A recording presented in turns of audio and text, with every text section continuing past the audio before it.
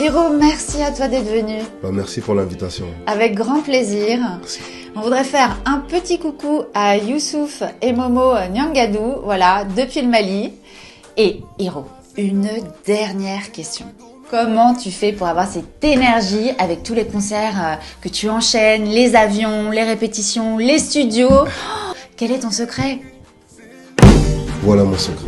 Doublez vos limites avec Double 7. Faites le plein d'énergie grâce à la gamme de boissons énergisantes Double 7. Composée d'une sélection d'ingrédients riches en vitamines pour un goût unique et un max de plaisir à chaque gorgée. Augmentez votre énergie et retrouvez toute la force et la vitalité nécessaires pour affronter efficacement tous vos défis du quotidien. Double 7, c'est la boisson irrésistible que tout le monde désire et que tout le monde veut goûter, mais... Ah non, c'est ma Double 7. Ah non! Découvrez vite les nouvelles saveurs Double 7 Light et Double 7 Cola partout au Mali.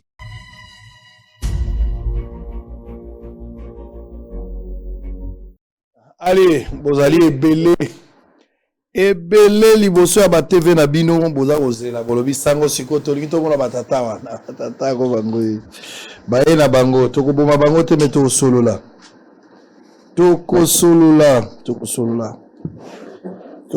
nous sommes en direct.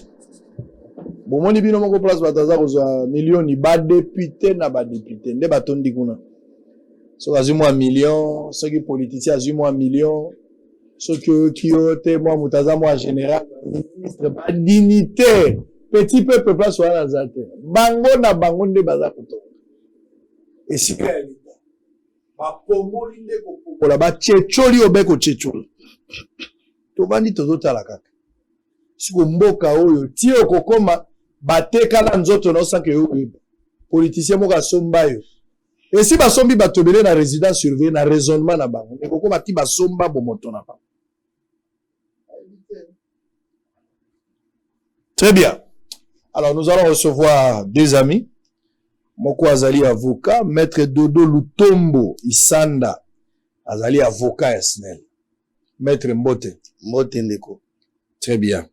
De l'autre côté, toalina monsieur Mbombo Lona Bob azali chef ya cellule ya communication de Molobeli. Ya SNEL. Allez confrère, Mbote la yo. Mbote sango. Na CPI tukutani sous lelo. Ok, Mbombo Lona Bob. Lona on est Équateur. Non. Il y a Équateur terre. Anaganzaki Luna, il y a Luna.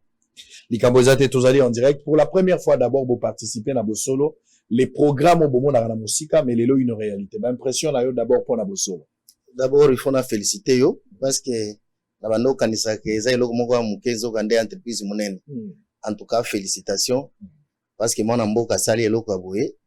Félicitations aussi pour notre professionnalisme parce que dernièrement na monaki ozaki na Ituri na est kuna côté na ngai na est na moni ba image na moni que place on a bien chaque fois quand il y a un rendez-vous malheureux ou bien en tout cas bosso na politique et na katwa. Très bien, félicitations vraiment, merci beaucoup Ndeko Bob Bossoloti bosoza mopanzi sango yebi kilo ya mosalo yo misola musika mais poussani pembeni. Merci beaucoup Ndeko. Pour compléter ce que Maître a dit, c'était mon rêve de collaborer avec vous. Là, je suis en face de vous, c'est un plaisir. C'est comme mon toalo taka à somba veste, mais à la mungi peut azur veste, c'est que je suis en train de vivre aujourd'hui. Félicitations pour tout ce que vous faites au service d'une nation comme la RDC. Na mono lobby na lisanga ne tokobongisa et kolembate. Je sais que nous sommes une république de gens qui découragent.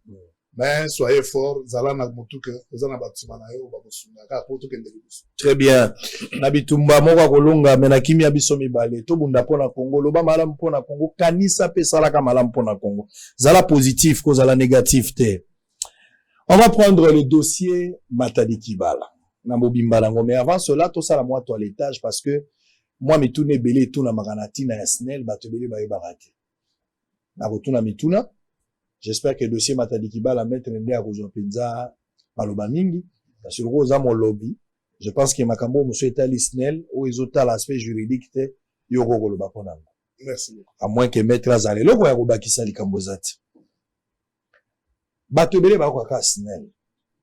Ba yebaka ba objectif te oyo SNEL azali nango.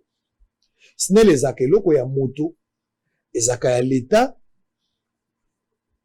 ezalaka ASBEL ezalaka ONG ezalaka société SNEL ye mosala na ye eza nini SNEL na ba abonné alaka na contrat ndenge nini beta lisolo ya SNEL na moto na yoka SNEL te mbala liboso ayeba eloko nini ba kobenga SNEL. Merci beaucoup Sango. SNEL eza en fait na remercier d'abord yo pour na micro na opportunité zo pesanga. SNEL eza ASBEL te. SNEL eza ya lisolo te ya parler netika tukuta ni bakino misatu tolobi non toi SNEL te toi eza bongo te. SNEL eza Société nationale d'électricité ndenge na mobimba nango oyo ekelemaki na fusion ba entreprise mo ebele collectrique CGLEC et tout basangisa Maréchal Mobutu a signé ordonnance va créer Société nationale d'électricité. Société wana e du base na bango na ba centrale o ezalaka kala ba centrale na katanga net Paul le Marinel o koma ba madingusha lelo ba ntseke ba nzilo baza ezaka net ba centrale ya Jekamine ba sangisa ba pesa ngo na société moko o giraka ko lamba lotiliki comme on dit la production ko mema yango na réseau to bengi ya transport pe ko kabola yango o tolobi distribution commercialiser cette énergie électrique. Alors centrale minene na SNEL eza neti Inga 1 à 2 1 et seulement na temps Maréchal na 72 1972 ndenge toloba yango lingala Inga 2 et 10 ans après donc na 82 et même à courant na ville à Kinshasa pe même à courant na Katanga po Jekamine na ki compagnie monene. Donc ndenge ozo yo kango SNEL ya compagnie esalemi po balambi lotiliki ba memi yango bakaboli na batu mais moyennant kofuta ya ba facture na clientèle.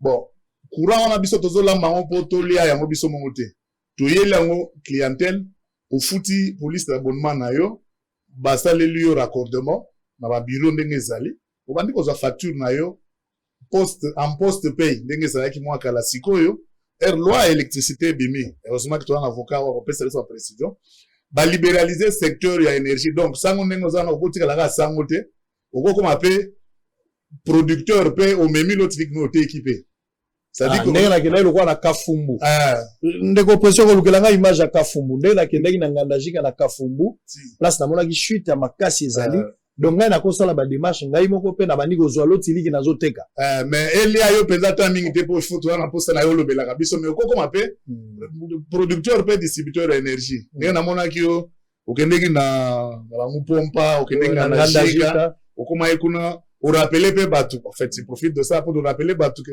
yemba ngala ndenge zo yemba wana mais za manda ozonga kuna nzele zate ozamwa mobulu interpeller biso nyonso lobi non il faut to pas na biso pe. Bref, SNEL est une société, il y a l'État. Jusqu'à un certain niveau, quand on a libéralisé le secteur, donc, Moutou, on a mis solo, on a fait capital à SNEL. Moutou peut avoir compte tapé, mais jusque-là, l'État a un seul propriétaire et actionnaire, il y a Société nationale d'électricité. Vous avez combien d'abonnés na SNEL? Au Baza Penza abonné officiellement, bino boyi bien en République démocratique du Congo. Bon, en République démocratique du Congo, moi, pas ça au chiffre. C'est tout le roi Kinshasa. Bon, na Kindagoye là, yo, son naïba que il fallait, regarder mon lobby, mon lobby. Mais toute la population obimba presque, Baza, ba consommateur d'énergie. Mais parmi les consommateurs, nous avons, ba consommateurs, oh, Baza, gérés et facturés. Il y a des consommateurs qui ne sont pas encore gérés, parce que, un civisme, le rôle, là, ils ont un beau quand on peut moi, l'icolo makasi.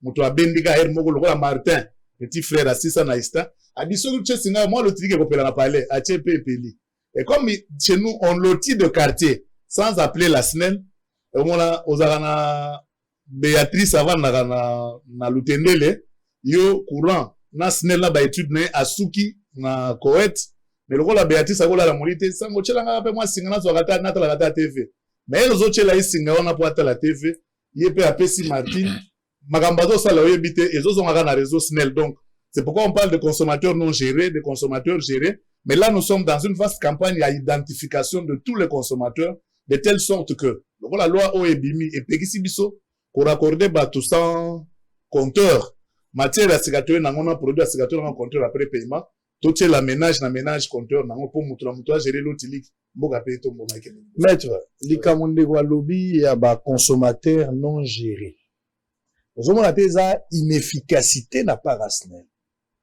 po même epai na bino boyebaka te ke nazalaki na dinda ko napesi courant et que ndako napesi courant ya motango autant voltage ya courant eza boye siko bato mosusu bakomi mpe kosalela courant wana eza na machine te ezotalisa ke courant oyo ekomi na problème parce que ekiti toluka na mosala toyeba balani babendi courant. Ce n'est pas de l'inefficacité, l'irresponsabilité na part ya SNEL, les désordres observés ya basinga ya bato mosusu lelo basalaka na SNEL te mais baintervenaka na bapana na SNEL, ce n'est pas l'irresponsabilité na part ya SNEL.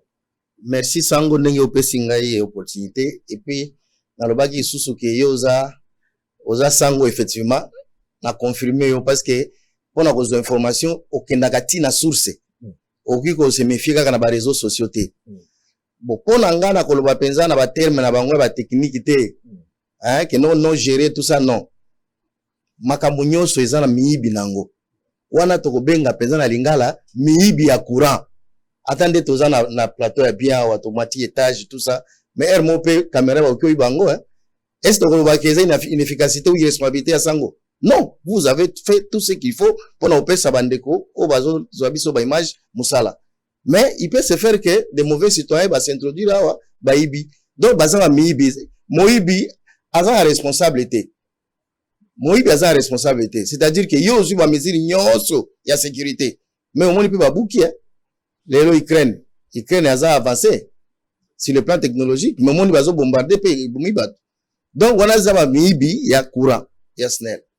Donc il y a une inefficacité te. Eza question inefficacité te. Eza inefficacité te parce que SNEL a besoin déjà ma mesure na nyonso on a protéger contre ba miibi wana. Très bien. Siko tokene na makambo penza. SNEL ninga zawana na ebité sur le plan juridique. Quel type ya contrat au SNEL azana ngona ba bonné. Ezaka type ya contrat nini entre biso ba consommateur na bino. Ils allaient obligation de résultat, ils allaient obligation de moyens, ils ont formé à contrat nini. Ils allaient to futa auto salelito, to futi anticipatif, auto kosala na sima yango de towe kosala. Ils ont contrat d'abonnement. Contrat d'abonnement. Contrat d'abonnement na pesio au futi. Mais les lots avec avancement de technologie, yango SNEL azotia ba compteur ya prépaiement oyo au consommer effectivement de au futi. Et puis au futi yango d'avance. Mais les lopé ba mibi ba koti wana to kota pe dossier yango. Alors nangi na yiba eloko nini we sala ka société nationale électricité penza ya l'état kolanda na bambula nyonso SNEL esalami bato bazangi ba courant na bandako na bango courant evandaka stable te eza pasi na ndako moko même na ndako ya chef de l'état courant ekendaka eza pasi ova na ndako moko tongo tipo kwa courant ekendaka komona kaka courant eki ezongi courant eki ezongi misusu mpe ezalaka mpe moto asali mpe journée moma ba courant tobengaka ba mari de nuit courant yaka na butuka ba minuit ekendaka na ba 5 heures du matin.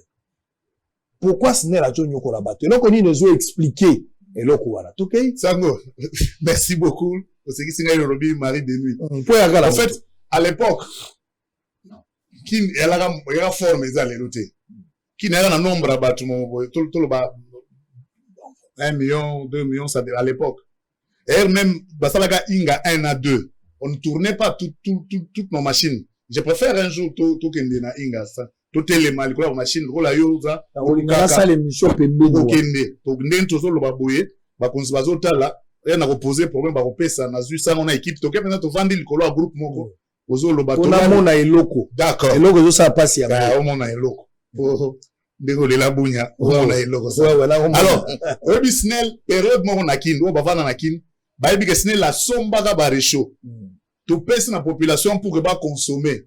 On n'était pas en mesure de tourner tous nos groupes. Mais c'est quoi ça dit que tous en la théorie, moi on a pris cet exemple. Sango oza célibataire, au balité, au vanda yo moko, au sombi lipa moko ya kanga journée n'en to benga na kini. Vous comprenez? Au le lipa no moko anana ma elobo au phasé. Et ça dit que kuta ina Martine na balabala, oh non cause la sango boité, il faut moi sœur ya ministère au bali. Oza na choix. Au sombi deuxième lipa ou bien au kaboli lipa no en deux. Un bon robot, on a le choix. Donc, chaque fois qu'événement, c'est que tu as un yo, on a possibilité, on est en. On sont mis pas sika. Ou bien au Kaboli, on a ça veut dire quoi? C'est que na bamboka on a lobana, on a solo au Canada, on a vendre tout ça. Na bamboka nyonso, bas planifiaka. Na bamboka nyonso, bas la gestion préventive, ndengo loba, au lieu de gérer la catastrophe. Mais ça lui que, au jour d'aujourd'hui, avec tout ce qui s'est passé au Congo, bas vacances que vie et anaki. Batubaye naki. Lotissement peut, ils ont salé ma modèle, ils ont salé. Mais quand on lotit, on n'appelle même pas la SNEL. Et puis, l'état propriétaire, on a vu ailleurs. C'est Salemi que non, on est au fou là. Et Chopi, par exemple, je ne fais pas la publicité de leur pays et leur compagnie aérienne, c'est investir dans l'aviation. Ils ont lié sa économie là-bas. Nous, boum, minier Salemi Nakatan. En fait, les gouvernements, c'est pourquoi il y a, balobi bon, SNEL, pour donner de l'énergie à tous ces gens-là suffisamment, qu'est-ce qu'il faut? Les études sont menées, les études sont là, on met de moyens, comme ça, bateau, on a besoin de produits rebelles, besoin de foutre à impôt. Mais chez nous, ici, au Rewaga, non, nous tenons les bateaux à vendre. C'est le quartier que vous connaissez, la Koweït bateau à vendre. Si vous courez, bandou, au côté d'Engeni. Pour ceux qui ont un SNEL pose au courant, il y a toute une procédure.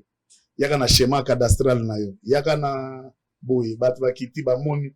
Mon place cabine il faut autant de mettre ça le étude comment on va foutre pour l'utiliser comme on a parlé mais ils ont ça là que au jour d'aujourd'hui au batouaction comment on va mal comment on sait batouak kendati ba okendeti à plateau de bateke Martin alobi tindelanga moi singa tindelanga moi boy ce n'est les heures Hollanda après et ce n'est les heures Hollanda après et comme que bah aux autres mener étude entre temps il faut payer sa courant à battre.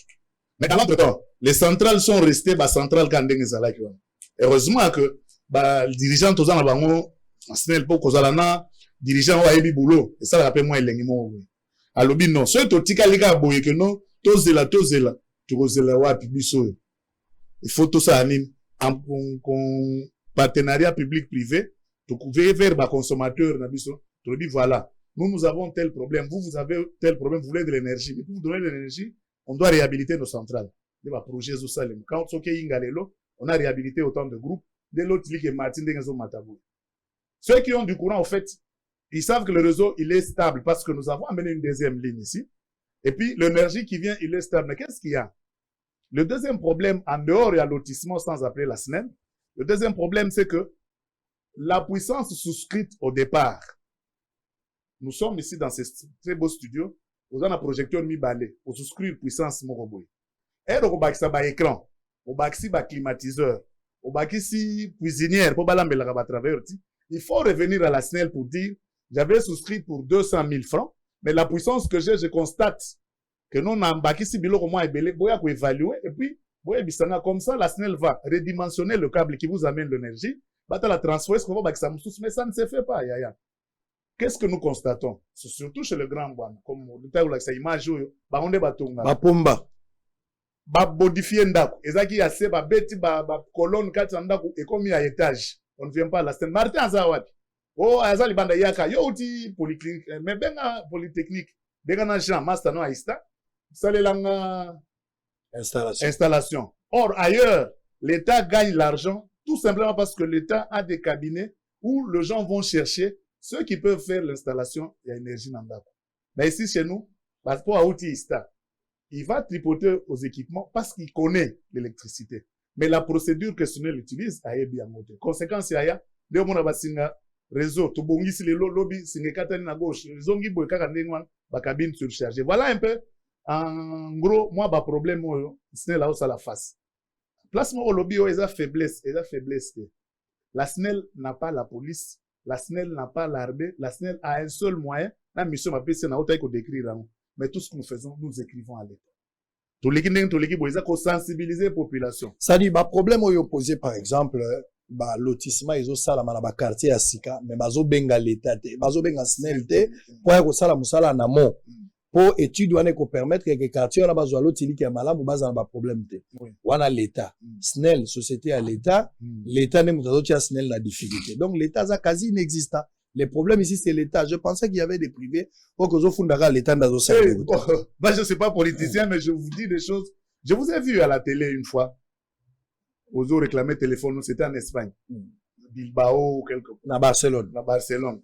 Moi, je suis allé, en fait, j'étais en Espagne. J'étais à Bilbao, mais je suis allé à Vitoria. C'est une ville à 56 km de Bilbao. J'ai vu de nouveaux quartiers lotis. Batongi, immeuble. Et tu côté, maintenant, ma côté, na quantité. Bon, na côté, tu trouves que tout est prévu. Mais ils font comment? Ils disent non. Quand ils veulent lotir, ils appellent la régie, enfin, leur régie des eaux à eux. Ils appellent leur SNEL, ils appellent tous les ingénieurs possibles, les toilettes, tout. On va avoir autant de personnes ici. Quelle capacité de transformation on doit avoir? C'est cette prévention-là que nous voulons. Là, nous sommes en train de nous dire, Neti, ton papa a côté banque Lambert, à Sali Ndako. Heureusement qu'à chaque boutique pembeni, au maire a été à ma panama babombo, il y a toujours vivre, papa lobby, bon, la air aussi ça, nyongo ya immeuble, et tu reprendre une vie normale. Dans l'entretemps, tu gérer de la catastrophe, ce qui n'est pas normal. Curieusement, même les quartiers non considérés, ou bien non, vous avez appelé ça comment? Bisika oyo, bozo en charge te na courant officiellement. Ils ont déclaré officiellement, ibi na goiba. Mais malgré ça, c'est un problème du Congo. Bato ba lobela ba marché pirate, mais bagenda kozwa mbongo na ba ticket ba marché pirate. Bozo lobela ba quartier o ezali loti sans participation ou accompagnement SNEL, bazu courant na ndenge ya miyibi ndeko mettre bengi yango miyibi. Mais bon foot ça bango pe courant SNEL. Non. Nous avons dit ceci. Notre mission, c'est nous produisons, nous transportons, nous commercialisons de l'énergie.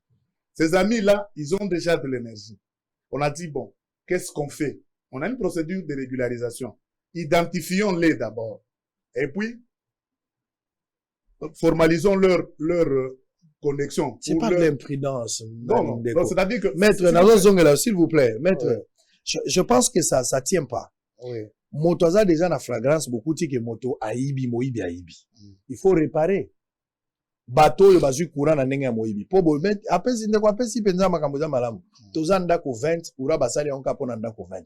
Na lele expression na ye soki 12e 13e akomi to biso kala ndenge to ali wana na déclarer kana na réchaud boy na mwinda boy ba prélever voltage ya biloko rabi ke non oyo capacité courir sengel na ndako neza ota.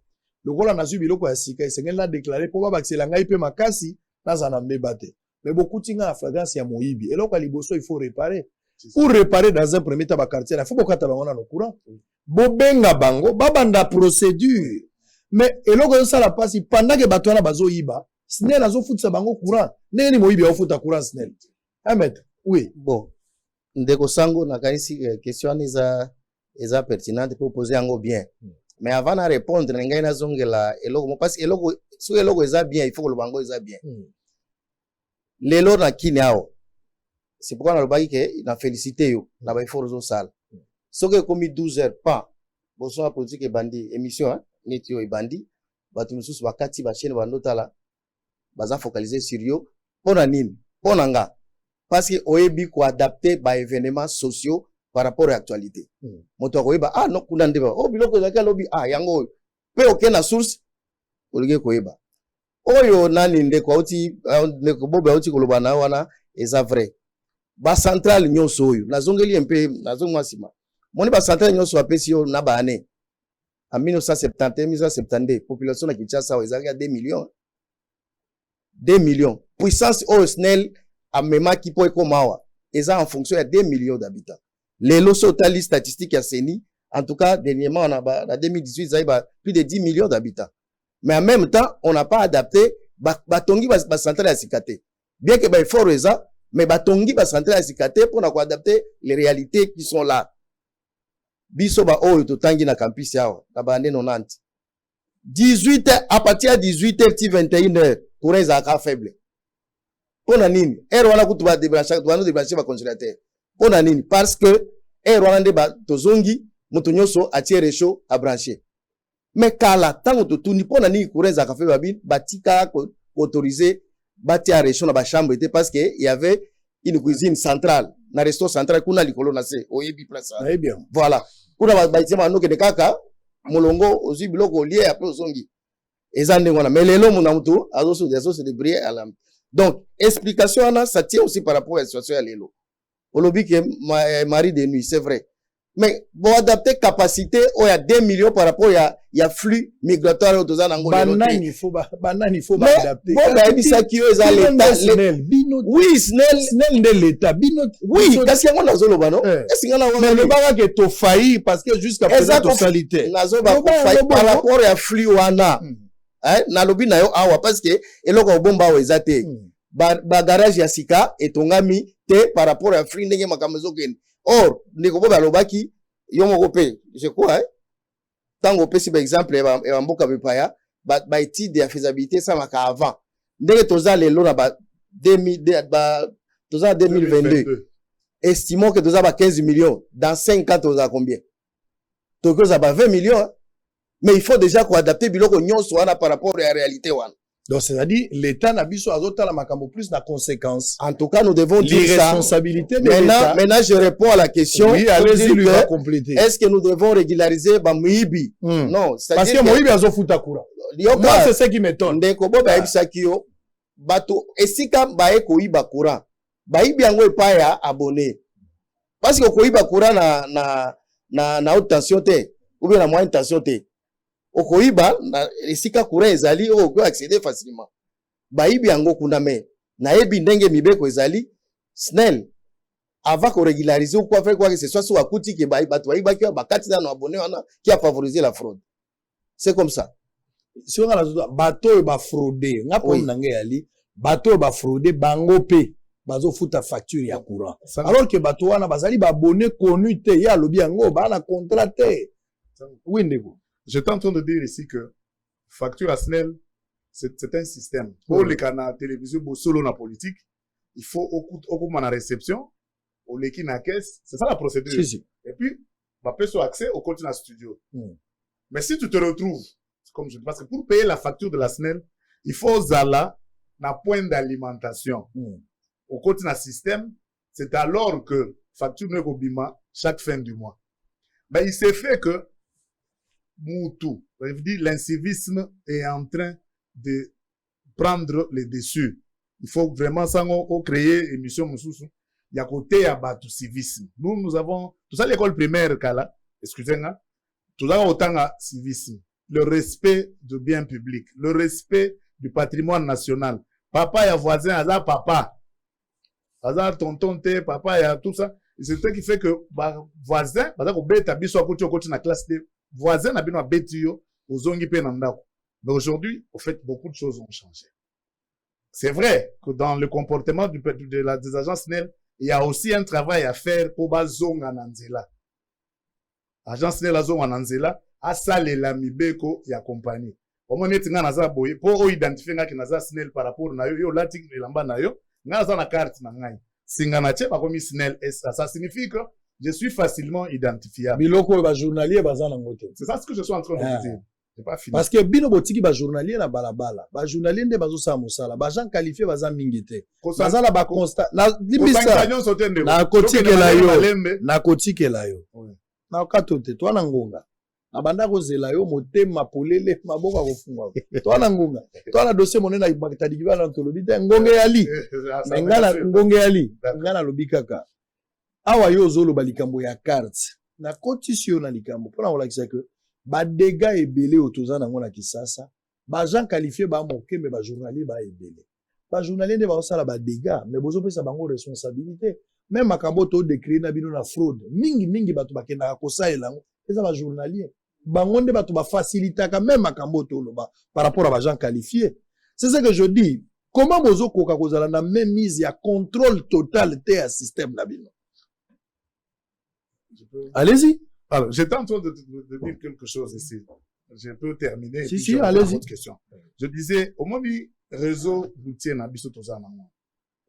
la circulation routière est régulée par un peu APCR. Au moins, APCR a quand même lobby, faux permis. Mais la personne là, au hasard détenteur à faux permis, il y a ça là permis. Parce qu'il y a un service qui délivre le permis. Vous comprenez ça? Bon, ça c'est un fait. Maintenant, on dit, roulage moutou, azo permettre batuba kendi. Mais moutou, à l'ongwe, na voie où il faut kendi. À côté na sens unique, azo kendi. roulage amoni asalibo ba 207 bango bakanga bango te. C'est parce qu'on a créé un système. C'est pourquoi j'ai fait appel à l'édition na mukati pe national ya na musala photo sala par rapport au comportement et personnel.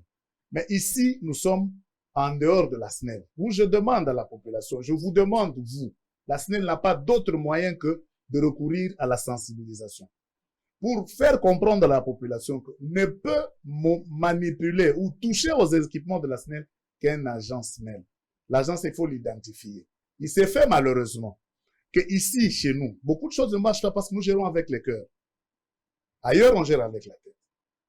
Bon, pourquoi on gère avec le cœur? C'est que, au Kangi, Moutouaï bi courant. Loi et lobby. La loi est là. Elle dit clairement, par exemple, je donne un exemple, que nous, Moutou atongi na se ya ligne, aza na peine yangoyo, amende yangoyo. Moutou a fraudé courant, amende yangoyo, peine yangoyo. La loi est là, elle existe. Mais quand on passe, on a fraudé, on met mis en justice. Lobby nango, aye liyo, bakomi ko gangela na yo mutu oyo, qui me maki muninga na justice parce que a fraudé. La loi, le maître est mieux placé pour nous exploiter la loi sur la libération du secteur de l'électricité. Ça nous met en porte-à-faux par moment. La SNEL n'a pas d'autre moyen que de recourir à l'État qui détient la force. Ça, donc l'État lui-même ne donne pas, ne prête pas main forte à la SNEL. Les deux. Oso mona okanyi muyibi azo ebisalbi. Mais manga na parquet. Oso mona. Mais okanyi muyibi. Au même dans la police, bon, c'est pas ce qu'il sait. Canalon, je n'ai rien contre le magistrat. Mais c'est son juge naturel. Ah, il sait que elle a encore makuna. C'est ce que nous subissons tout le jour ici. Mais néanmoins, nous avons dit, nous sommes devant une situation. Qu'est-ce que nous faisons? Identifions, j'ai parlé de l'identification ici. Identifions tous ceux-là qui consomment l'énergie et qui ne sont pas facturés. Ça, c'est un groupe. Identifions ceux qui consomment frauduleusement et puis qui ne reçoivent pas régulièrement leurs factures. Faisons en sorte que les systèmes deviennent très propres et mettons des moyens tout autour pour que on mette fin à ces systèmes. Et nous sommes en train de faire avec comme je vous ai dit, on signe des contrats avec le partenariat, avec le partenaire privé. On recrute des entreprises qui nous aident nous sommes dans la phase d'identification. Et puis, nous avons des projets qui nous permettent de remettre en conformité le réseau. Mais nous identifions pour que désormais, dès qu'on met la main sur vous, on va vous mettre à la justice et nous espérons que la justice va faire en sorte que les mêmes causes ne produisent pas les mêmes effets. Maître, vous vous sentez comment? Parce que le bac, il y a un contrat d'abonné. Oui. C'est-à-dire, bisoto pesio, pe au salaire. Au fouti bisope na o bisope pesio. Na lingo expliquer ngai, na 30 jours, il y a courant, il y a moya sanza, courant logique. Courant lingo le bate faut y andambo etika ndambo. Na contrat d'abonnement, ils allaient payer mon temps au courant 24 heures sur 24. Na souka pe a fouti bino mbongo na bino, na o ya salaire. N'engeli nozo justifier. Sur 30 jours, courant d'abord réseau en permanence. Et là, courant réseau y a tant on se pendant 2 heures et qui, tant on se fait 30 minutes et qui, tant on se fait 5 heures, ça dépend de quartier. Mais tout le bagage à courant est sali, surtout sangisi na banda mundambo ya ke sali pena 18 jours. Ne toko totaliser que 18 jours, mobimba lango esaki pa mobimba. Siko to tikali na 12 jours ou 13 jours, ezaki ya molili. Mais facture na suke facture ya mois. Sanza mobimba. Ba compter na tango mususu yo sali la kite parce que ezala ba courant mususu etikala ba facture etikala standard. Ezaka o wana fixe.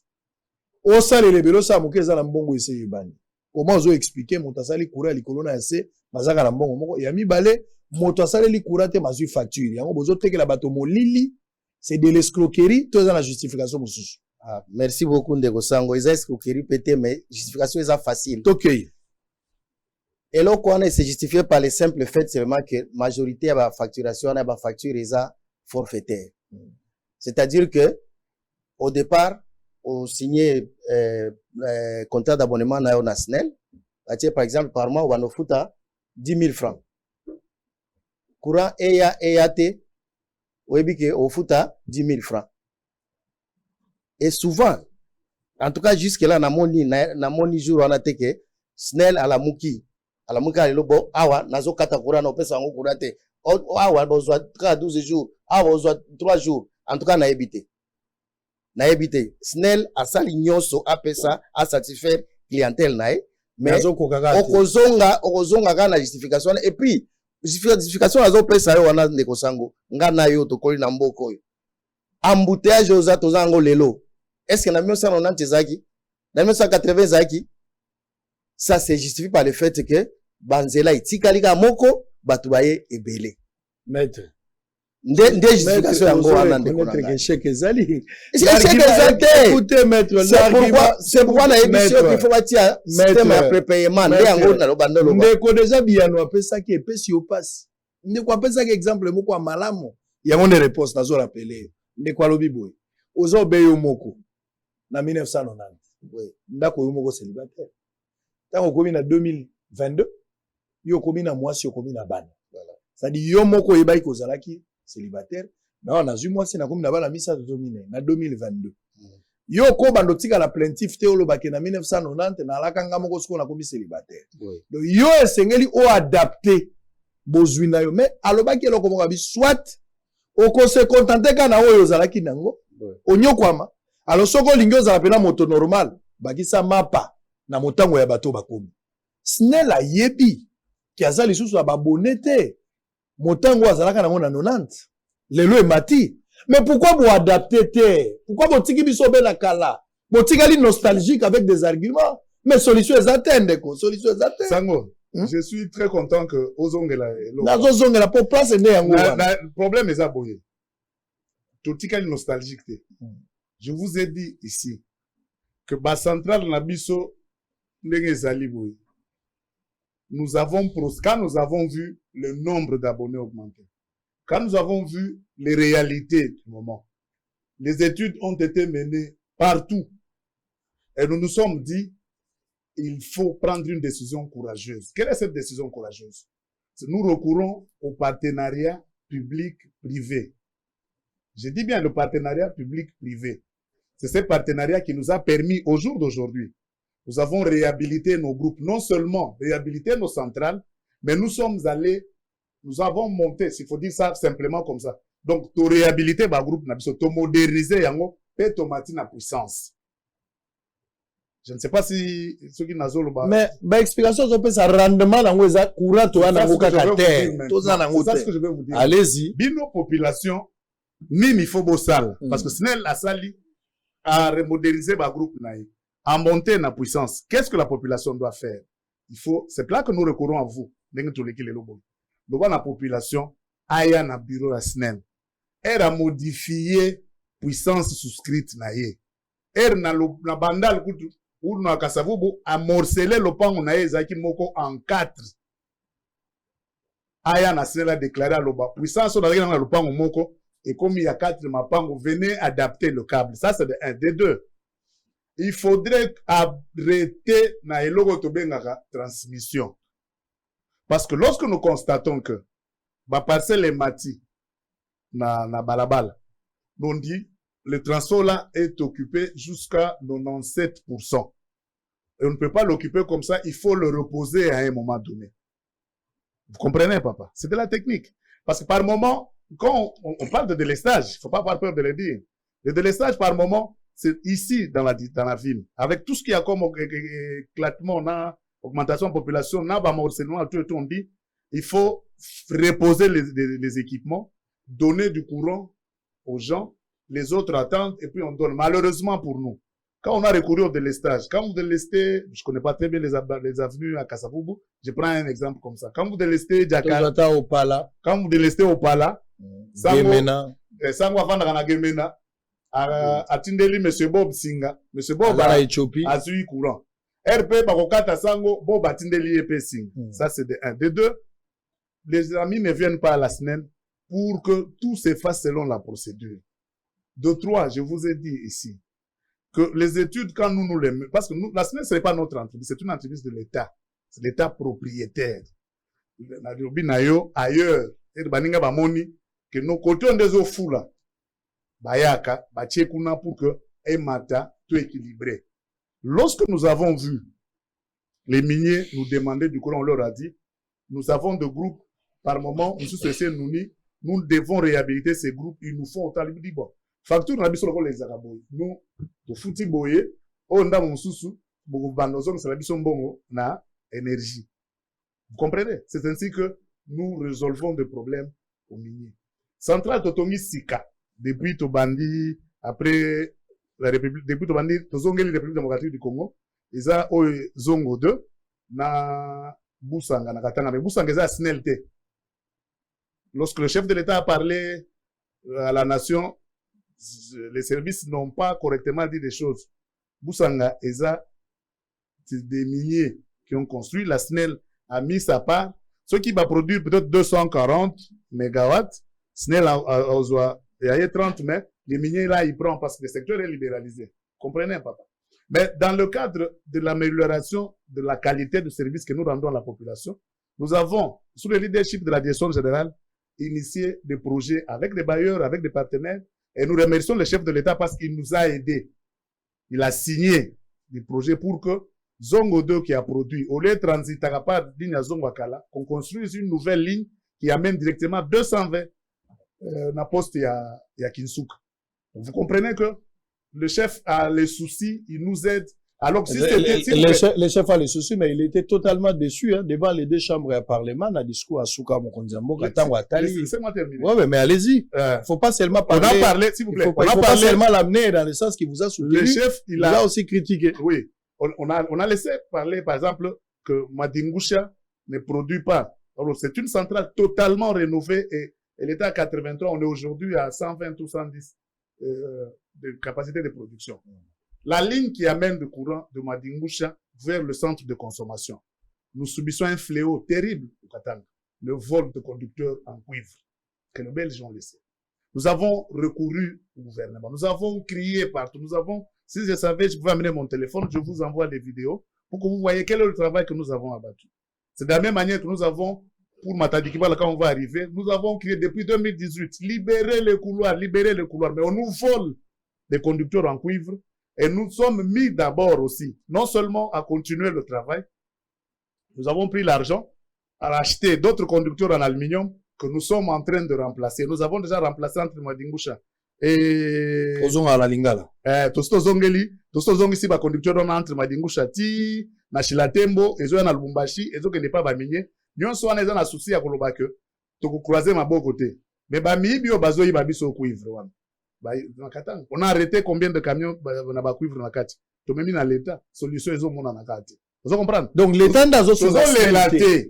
Mais tozo bunda ba yibi cuivre tozongisi. Luni nyekwei déjà bengi ma partenaire. Est-ce qu'on peut réparer cette ligne réparable? Faites des études, basali des études, on signe des contrats, tozi ba financement et pas ma partenaire pour que ba ligne était l'autre ligne et ça les manamboka oui. Vous comprenez? Oyebi ke na Kinshasa kureza te na Congo kureza. Kureza la kini. Yali. Kureza na bandaka batunde ezoko mate. Zaka na balabala, ezala ba cabine, kureza koma na bandaka wa batu. Mais il faut pas respecter procédure na modèle la kosa la l'autre ligne wana. Vous comprenez? Très bien. Ya moto proposer ba moto lobby yamba compteur après paiement. Mais malheureusement, na sisi te. Zana sisi. Likanisi wana outi nango wapi? La outi nango. Est-ce que yebi ke ba courant ya prépayé katana? Te, eza courant ya prépaiement te. Eza ganini? Eza courant eye mais ozo sala la compteur net ozo sala la téléphone. Sango na monio na pareil. Oye bisanga te que nano lamuka te jour mususu na ba crédit plein na téléphone obenga poto o meki boye ezo benga te na pourquoi ba compagnie na biso ebele ya communication etindre biso message. Nous avons eu telle perturbation, compte tenu de ceci. Oh, SNEL a comment raté? La SNEL fait passer. Les gens de Bota la TV. Dès que tu communes à Yobo, tout de suite, ça l'a communiqué. La Société nationale informe à sa normale clientèle. Tu as des travaux et entretien, vous en avez l'autre liquidité. Ce que ont avant, vous suivez. Ce que ont avant, vous zèle. Vous comprenez? Il faut des bâtiments là. Ils ont que ce courant est payé et pas agenté. Que le bureau à SNEL non se gagne. Non. Procédure eza il faut longa centrale yo tamboli na mboka bapaya tozokota makambo ya Matadi Kibala yo tambola mboka bapaya avant courant katana sibalo bakati ya na peut-être le solar surcharge te menga pe na lobi solo la toi ba congolais tolo ba la vérité toza suna flatter te est-ce que oyebi yango que soki moto aza kovanda ndako aba courant kata na mondela atindaka message ke courant kokata na tele si mais biso tolobaka te mais te sango soko lobi tolobaka te eza bien te période toza tala bato balanda biso na ndako il faut balanda biso sango so na fongoli telefone okosambwa te sango nakosambwa te nakofaire comprendre bato makambo mibale ya liboso eza que respecter esaleli ya lotiliki ozo comprendre ya mibale eza que soko olingi osalela lotiliki normalement il faut respecter procédure nango kota na bakartier monga mpe naza kinois en fait nakola na mboka ntina ya mpo na université et permettre nazwa bolo na vandi mpo bakinois il faut pas baloba oh mais tomonaka carte na ye abotami soki ndenge nini te ben kinois comme habitant de la ville na bana naza mpe na palais navanda mpe na quartier moko boye nga mpe nasimbisaka makambo mosusu c'est-à-dire que na procédure eza que naboya place nga navandaka soki eza jour biso ya délestage babenda courant bon baninga mosusu tovandaki tozali na lopango bato 4-5 basilika batomboka yakanisi nango eloko te soki torespecte nde makambo ekobonga na lisanga na conscience nde tokolonga nde tokobongisa mboka mais presque bato bazolinga te ozo comprendre balobi salisa mutuka na yo contrôle technique nde okotambola na balabala po makama ezala te yo oke otelemi consciemment sango odémarrer bonayebi marka kar oza nango te namonaka ya kala ere ozaka nano na chaîne moko boye me nayebi te soki yango kande ezali mais kar wana sango olio okende ti na kingabwa okota basala contrôle balakisa place mabe ezali obongisa no otelemi olobi prêtre mutu nanga moko alobi biso alobi vieux oza wapi nana petit nanga moko donc opesika 50 ozwi mikanda. C'est pourquoi j'ai parlé de faux permis. Dans un continue maintenant, c'est ça. Bah, personne mikanda. Car nous écoutons contrôle technique. Mais, on vend consciemment, on a dit costume, on a dit cravate. On dit, oh, oui, Israël, te, yé, on a dit, oh, ah, président. Mais car on a frein en mot, malamute. Mugo, on a dit, distrait ceux qui téléphone d'abord sonner le temps au tala, aux hommes s'amusent, aux en face de bana muke bazo 400 ba uti école nyata pédale boy loko te pung mais ba kangi ozana carte ya contrôle technique. C'est pourquoi on fait appel au civisme. Très bien. Je suis tout à fait d'accord à un certain niveau, mais je peux conclure ici que l'État accuse une irresponsabilité à outrance. Snel aza l'État. Bato esengeli basunga snel po sunela longa bitumba eza l'État. Mais vous imaginez société à l'État est aboti snel tata aboti mwana nae mais azoko akopesa mwana nae makoki te po mwana wana telema atangisa ete apese makoki te po snel etelema au-delà ya intelligence moyen pouvoir nyonso esengeli l'État congolais oyo azali mama na ye apesa l'État apesi ete pour conséquence mwana akotambola kwa fazer azama ete akomi za clair likambote non tozozonga likambote tozote omeli eza ya likambote bino tozola na biso na ndako bamisusu mpe boza kozonga bamisusu mpe kure kendaki nde bola na toza en direct nga nayebi ke mpo na kura il faut boyeba yango ke bato ebele bana mosusu bakufi mpe na bacouvese mpo na kura eza bino bato bobomi bango boyebi ke bato mosusu mpe ba boulangerie na bango eziki parce que courant ezalaki na kati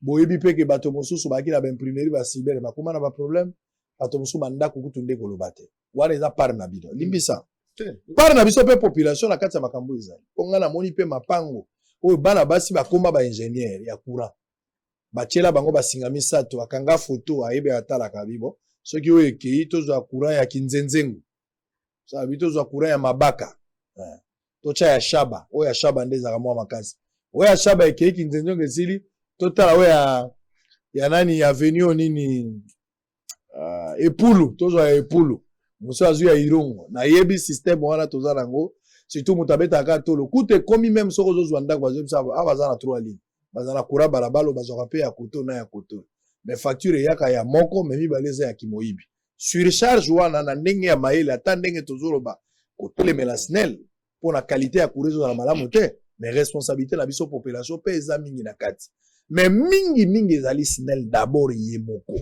snel azali tata miyibi moto akosanctionne bango snel quantité ya courant eza moke et sengela ki osali la biloko eza na niveau na yo mais osaleli ya likolo moto akopesa mbano eza kaka SNEL soki moboti afongoli erealisano ya monene ekopesa na bato mosusu bakota na kati. Moi j'ai toujours dit ça, soki désordre to lango na Kinshasa eza pona irresponsabilité ya l'état. Comment bozoluka Kinshasa bopeto o SNEL te Kinshasa bopeto eza kotambola na pasi ndenge eza wana lelo bosali Gombe bopeto pe bokoka matama moko boye atomonaka na ba réseaux sociaux aza na matama ya seme ya minene boye na ye awa na garçon moko boye azali awa mwa loboko na ngai ekosuka ndenge abotamela akoza na malformation ou pas je ne sais pas mais boye na ye po te balakisa biso basensibiliser biso po te toyeba bopeto kokoma na nzoto ya mama wana na molai ya moto nayebi te l'essentiel tozosala te côté ya bajantini ngobila ezali awa nalanga yango na baimage awa côté ya bajantini ngobila place wana bozomona wana côté ya bajantini ngobila gouverneur ya ville kulutu na ngai mwana salongo oyo na coin soko oza na kabumba ozokende l'état pena bimisi misolo asali nzela monene ya biangala kobanda prince ya université l'état asali ti tokomi kaka awa l'état atiki na ye l'état asundoli libule bandi kobima lobi nzele kokata na mosala nyonso l'état bimisaki akobandela yango a zero po ta banda suko sala embouteillage mikolo nyonso na bana classe na bata misala pe bakonzi balekaka place aso baleki bango pe bazolo ba bon c'est pas grave on sait ce qu'on fera et c'est comme ça oh toza na salon on a courbir ba place a boze belé bato balobaki pembeni balobi ndako ya bajantini ngobila gouverneur a ville eza pembeni mais DG à OVD parce que eza na barutu eza ya province eza na barutu eza national DV dani DG ya nani ya OVD na yambaki avani na kiti o maître avandi ya apesa nga ba français belé na place wana pona likambo ya opération centre babimisa 32 millions de dollars d'explication bango bapesa ti lelo libulu wana ezali pe mabulu esilite na Kisasa bon tozotala kaka lokwa nde tozaboye bayibisi biso toloba te to banda otala mama wana oyo aye na matama ya se ya minene na garçon wana ye wana oyo ya keso oyo ayawa futo banda siko kotala ye tobosana mabulu bayeli biso elo parce nakoloba te nzambe abatela monoko na nga nakoloba te pardon prenons Matadi Kibala vous regardez ce qui s'est passé na zo rafraîchir mémoire na ndenge ya mabe parce que drame ya Matadi Kibala eza escoté eza pas zo revenir na nani bato belé to attaquer bamso ba attaquer gouverneur ba réunion et salami où est-ce que nous en sommes aujourd'hui sur cette situation dossier SNEL n'est toujours le bela ba conséquences juridiques ou est autour de cette question. Suivez en image, on se retrouve après. C'est un fait du hasard. Alors qu'on s'y attendait pas, un câble de courant de la SNEL tombe sur le marchand Matadi Kibala, au nord-ouest de la capitale de la RDC, et fait une vingtaine de morts. Des témoins sur place renseignent qu'il s'agit d'un câble mère transportant le courant de la SNEL.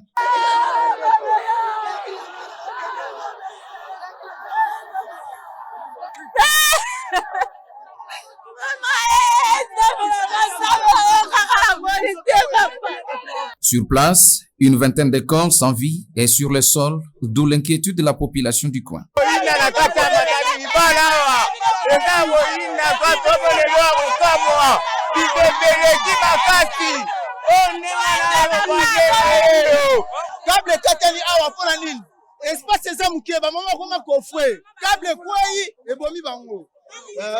Maonza Matadi Kibala ala Matadi Kibala bona na presse baote bengala bango me batia na pembe na presse ezate bakoti na kati singa yango ne katani chef de l'état asangisaki ba partenaire union supona basala wenze quelque part mais tisikoyo solution ezomuna na te ta net makamba bo bibembe tout temps na Matadi Kibala bibembe tout temps na Matadi Kibala so ba mama ba bengana ba okende wa kaka bato boti na babengala bangwana bazwaka bambongo ezokota na bakoshi tokosuka wapi biso na Matadi Kibala bomoni lelo ensanu esalemeli bandeko na biso esali passe oyo nyonso mpona kozanga place ya wenze le problème ka ya Matadi Kibala balukela biso solution ya wenze po batu bayeba koteka po talaka mboka ngo se to débrouiller te tokosala lolenge nini lelo to perdre ba vie humaine belé boy et sali pasi baluka solution ba te komi batongi place ote ke zate siko ba mama ba bimaki ba 4 heures batiki bana na bambetu na mibali misu bana bambetu bana na bango sikola minute oyo batikali baorphelin bamama bake mpona kozanga mpesa koteka boluka moye balonga na balabala balonga na prince basala bango bamesa bapangala bakisika bateka nyonso mbongo na babatela bapoche balukaka bamama esika kotekela soki esika ezalaki ya kotekela me bamama bakufi moye te famille moko bakufi 12 personnes awa mpona koluka vie moya kovivre na libota misala na mboka eza te papa faci oprometaki biso bapromese opesaki biso tozomona yango te na 2017 ekatanaka olebaka yango bien bayebaka yango mpenza malamu te siko ntango ebomaka 5 personnes ebazika siko turu oyo ntango kaki ebeti nde ekati yango sikoyo ebomi koto oyo 24 koto ebomi 4 siko ntango nyonso wana bakufi donc mpo na ngango nini soki ntango bakama boye fokaka yango très bien parce que mbongo tobima me esala mosala te ke na poche ya bato eloko bozala encore deuxième fois sous plus catastrophique. Aux autorités concernées de prendre précaution en vue d'épargner des vies humaines, surtout devant de telles catastrophes, car la vie humaine est sacrée, dit-on. Très bien. Ba message eza ebele boza na WhatsApp ozo koma bandeko baza na Facebook pour partager lien botuna ba question. Na lingi vraiment ce problème ya SNEL to bandi yango lelo to zwana no mois je pense que au-delà ya lelo bandeko bazonga isusu. Il faut pena kende na na place ba centrale balobaka ba biloko na bango na ba centrale. Nako kende pour katani bato SNEL il faut ko lesa bango, faut ko lukela bango mbongo, faut ko melisa bango masanga. Kocha bango makelele te bango ba mo ba konzi ta Congo bakomi ebele ba message na kotanga ba message oyo ebele penza ta molongwa ba message 1499 message ça comment message tout na bango mituna na kozongela bino pona kotanga nyonso wana tozali en direct alors maître to bande pa na pona ba dossier matadi ozwa ndeko bando compléter si les besoins se présentent. Bato bakufi bakundi bango. Likama pasi. Mokolango mbule betaki. Bamuki na tongo ndenge wenze ya tongo ekotaka. Bato bakei pe likama wane komi. Badeko bakei pasi na motema. Bamama batiki bana. Batata peta ngoso bakomi mingi nde basi bakufaki za wenze. Sika basi bakutaka.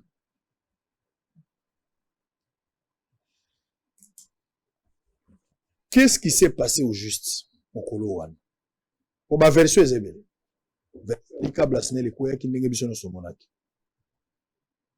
bato mosusu balobi ete kure ya lakate qui dit mieux to koyeba te na lecture na bino SNEL yebisa biso officiellement au-delà ya communiquer bosalaka eloko nini esalamaka mokolo wana eloko nini esalamaka d'abord avant na kota na ba précision détaillée ya ba question yo do yebi mwa likambo ngo mettre les aspects juridiques moi j'ai OK eloko nini esalamaka mokolo wana comme ça mettre to ya naye obali lisolo ngo ezo sala pasi parce que bato bakufaki je profite na micro na yo pour na ko yebisa bando wana que nous sommes de cœur avec eux parce que liwa ya mutu batika la kosala la fetité eza problème purement technique likama mutu prévoir likama zate jour koya na ndenge kosala mezate mais on prend des mesures pour que et ça les mater mais likama ya c'est un accident ça reste un accident en fait ligne wana et les cas place wana depuis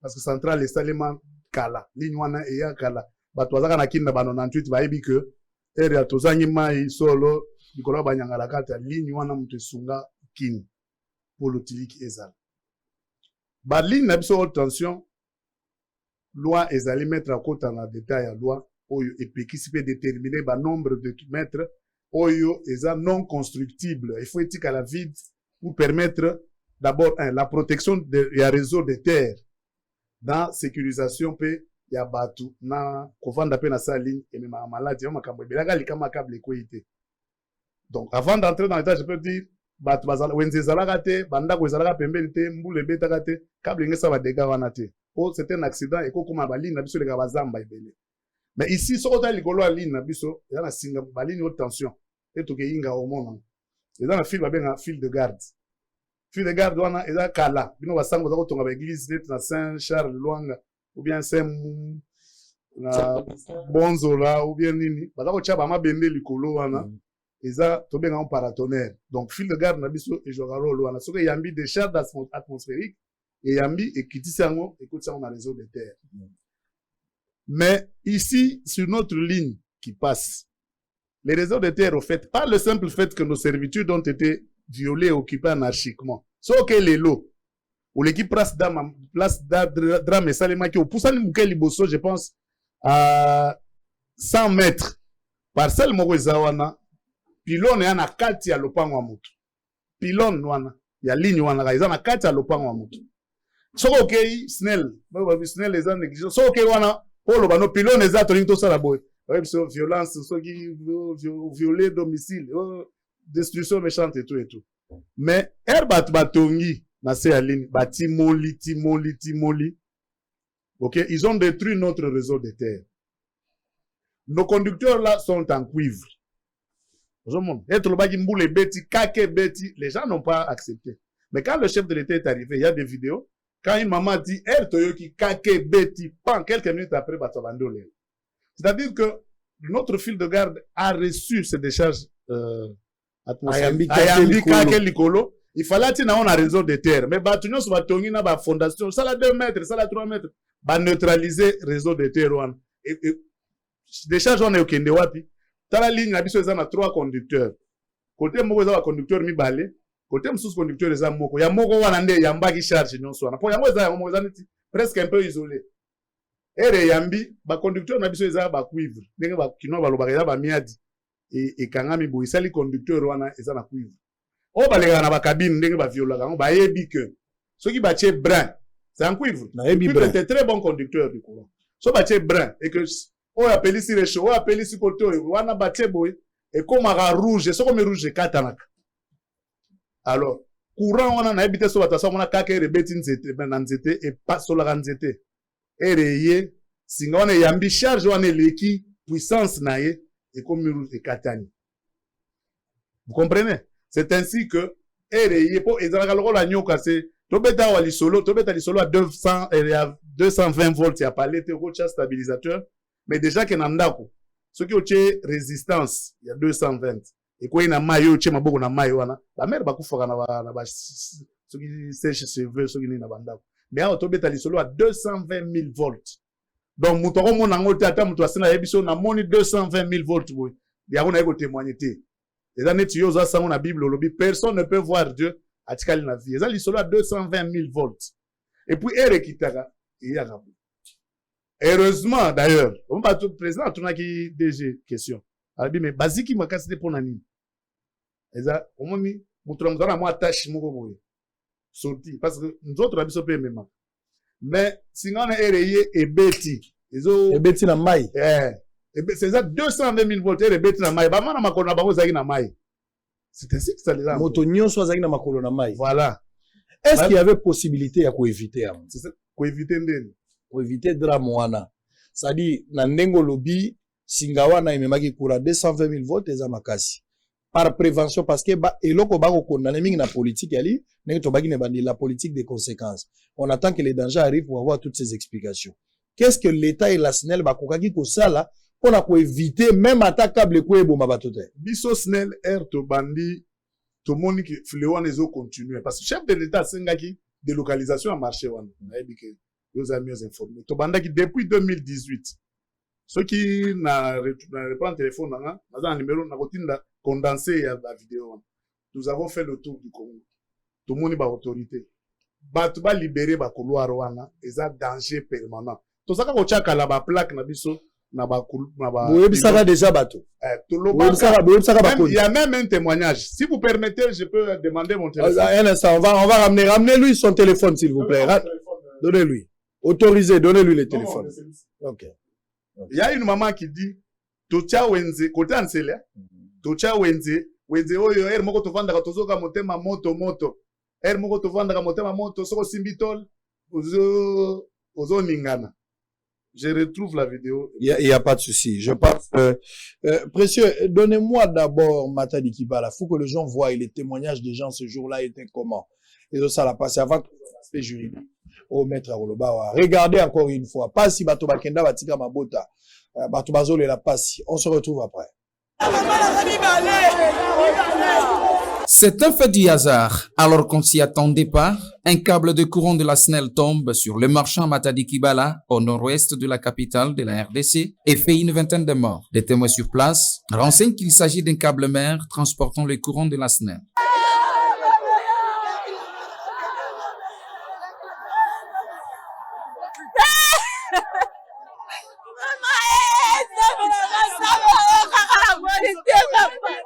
Sur place, une vingtaine de corps sans vie est sur le sol, d'où l'inquiétude de la population du coin.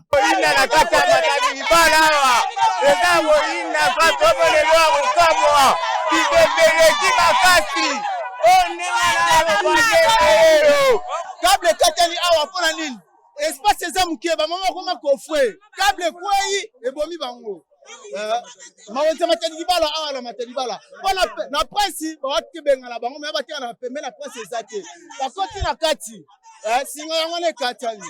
Chef de l'État asangisaki ba partenaire nyonso pona basala wenze ke départ mais tisikoyo solution ezomona te. Ta net makamba bo. Bibembe tout le temps na Matadi Kibala, bibembe tout le temps na Matadi Kibala. So ba mama o bengana.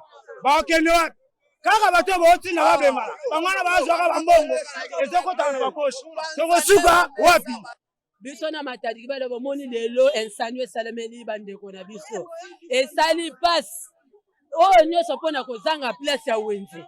Le problème ka ya Matadi Kibala balukela biso solution ya wenze po batu bayeba koteka po talaka mboka ngo se to débrouiller te tokosala lolenge nini lelo to perdre ba vie humaine ebele boy esali pasi baluka solution baote komi tongi place oteka eza te siko bamama babimaki ba 4 heures batiki bana na bambetu na mibali misu bana bambetu bana na bango sikola minute oyo batikali baorphelin bamama bake mpona kozanga place oteka baluka moye balonga na balabala balonga na price basala bango bamesa bapangala bakisika bateka nyonso mbongo na bango batela bapoche balukaka bamama esika kotekela soki esika ezalaki ya kotekela me bamama bakufi moye te famille moko bakufi 12 personnes awa mpona koluka vie moya kovivre na libota misala na mboka eza te papa Faci oprometaki biso bapromese opesaki biso tozomona yango te na 2017 ekatanaka olebaka yango bien bayebaka nyango mpenza malamu te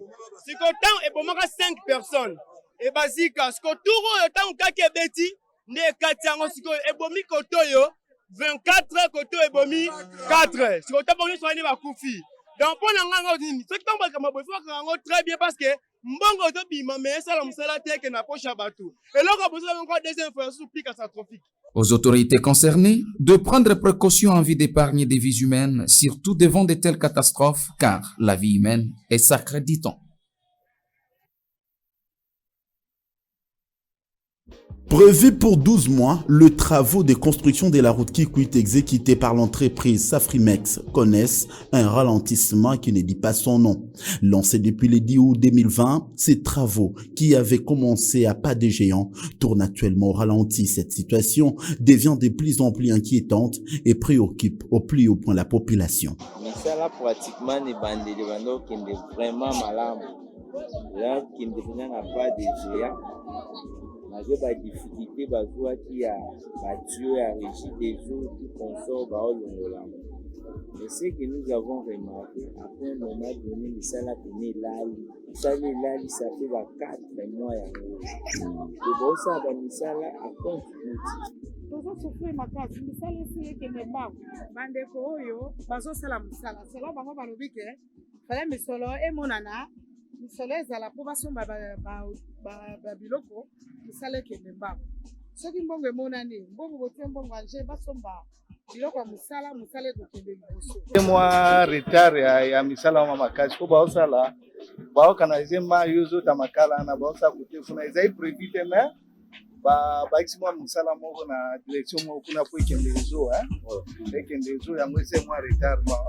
Au croisement des avenues Mombele et Kikwit, une cabine électrique de la SNEL gêne à présent les travaux à ce niveau. Il faut souligner que ce projet qui vise la construction de cette route partira de la foire internationale de Kinshasa en passant par la commune d'Engaba, Limete Kalamou, pour déboucher sur la route Elengesa dans la commune de Makala. Il s'est de rappeler que les travaux de construction et de modernisation de ces tronçons routiers de long de 3,5 km sur l'avenue Kikwit, traversant 4 communes, notamment Limetelemba, Kalamou et Makala, vise à désengorger cette contrée pour permettre la bonne circulation routière et surtout réduire les embouteillages dans la ville-province de Kinshasa. Très bien, merci. Alors, on écoute, ok. Alors, je suis en train de dire que nous avons fait un travail depuis 2018. Les gens témoignent.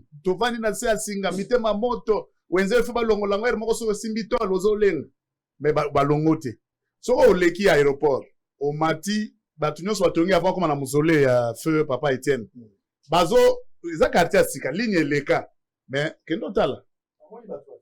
C'est un peu, ce n'est pas seulement la SNEL. Côté église à Bethel là on a eri. Basingali. Soit longwa société nationale d'électricité siège na biso.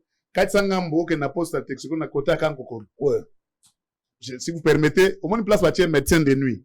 Place bâtie salle ya bedo labi mebe ya Kofi. Salle bâtie station wana Petrocam. C'est sur une nappe de câble terrible. Mettre la cocotte en détail. On a eu un procès. Les juges qui a rendu ces procès-là. Azara soki na Bumba, soki na Bulungu, soki wapi. Tout simplement parce que il a rendu justice. Il a dit le droit. Mais comme il y avait les fils de ceci, de cela, Petrocam vend du carburant. Mais c'est sur des nappes de câbles. Haute tension. Oh, il est cas. Oh, le soke beti na sewana. Ou bien soke zupan na sewana. Toko bomana no station, to bongisa. Toko bukanda ko to bongisa. Vous comprenez un peu? Si on a l'obaka on a l'obaka na le 22 janvier. Nazalaki, bakotala na suite ya vidéo. Nazalaka na banzangungu, na telemi na sasa mais ba maçon oyo batonga ba telema ka ndenge nini. Et le 26, il y a eu ce drame-là de Matadi Kebala.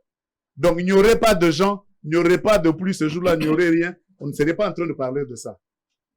Vous comprenez, papa? Nos lignes sont surveillées. Nous avons un hélicoptère, ils en ont on va vous prendre, maintenant on s'est finalement rencontrés. Il faut tirer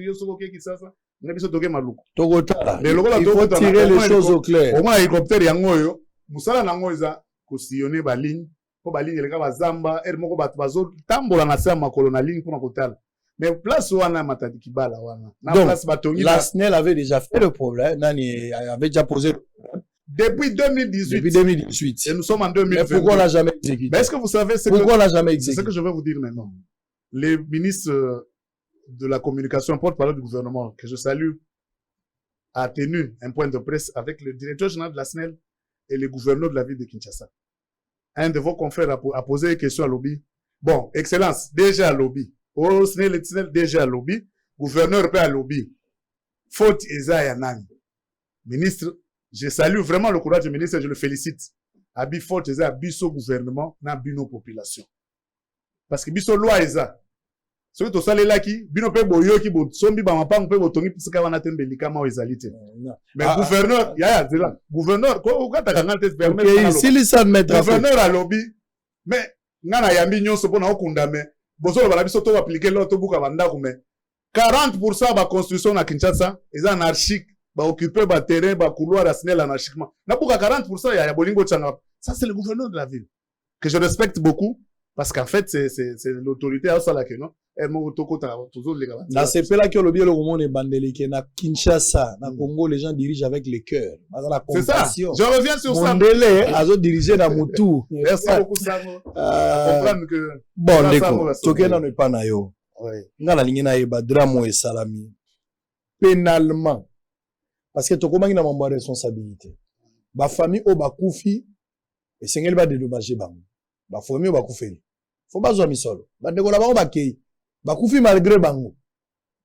Minge kotambola SNEL nde moto a responsable pour de quoi reconnaître que SNEL nde câble ne koya kinasi 220 000 volts. 220 000. 220 000.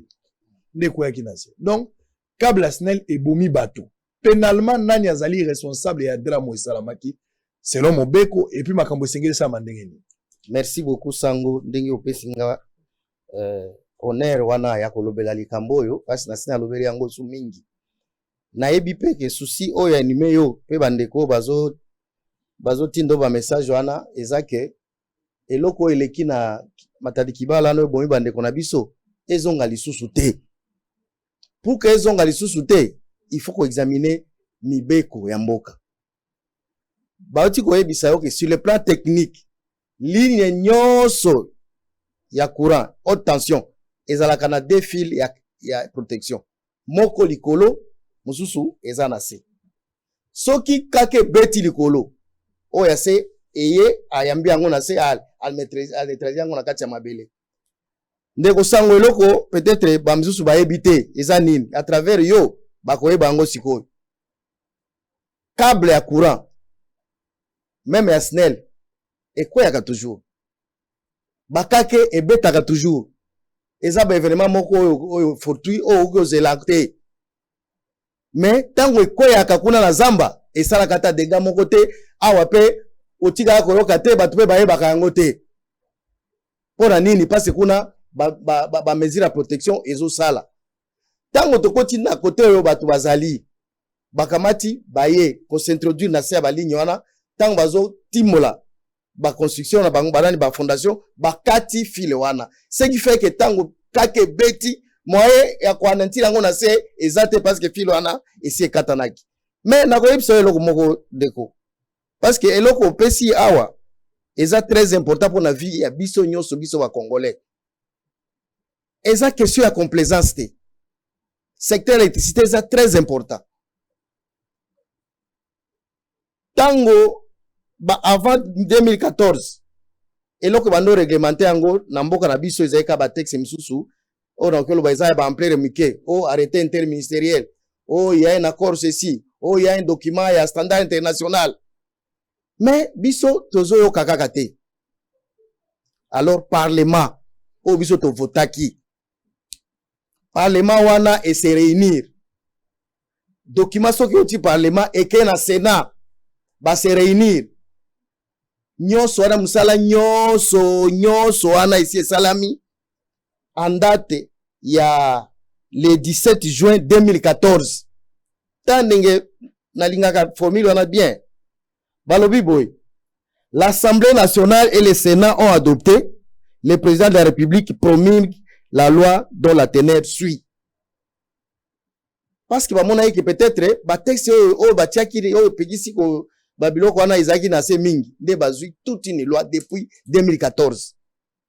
L'article ils facile pesa. L'article 125 ya loi wana balobi ke tokotika ya suko loba te ke no SNEL sala vulgarisation o kendo zo ba micro o epekisi me awa o bela boy te eza isusu te ekomi loi to ériger en infraction spéciale le fait ya kotonga na se ou bien likolo ya singa ekomi infraction spéciale na obi infraction apa pamba te spécial moto atongi likolo ya soki otongi likolo ya singa ou bien otongi na se ya singa ozoka bakangi yo donc zela nanu bandako nyonso oyo etongami na se ya câble ya SNEL. Voilà. Donc ndenge ba pylone yali. Laksa pylone monsieur précieux moyoko pylone yali. Na se ya banda ya pylone wana bato batie bandako. Bazo sala, bazo commettre infraction spéciale.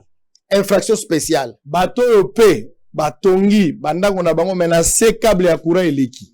Bango pe basali lokwa bozo mona wana. Bango pe basali infraction spéciale. Basali pe infraction spéciale. Câble de courant de la SNEL tombe. Ba loi o isali mabe mibeko sai ma na parlement kuna.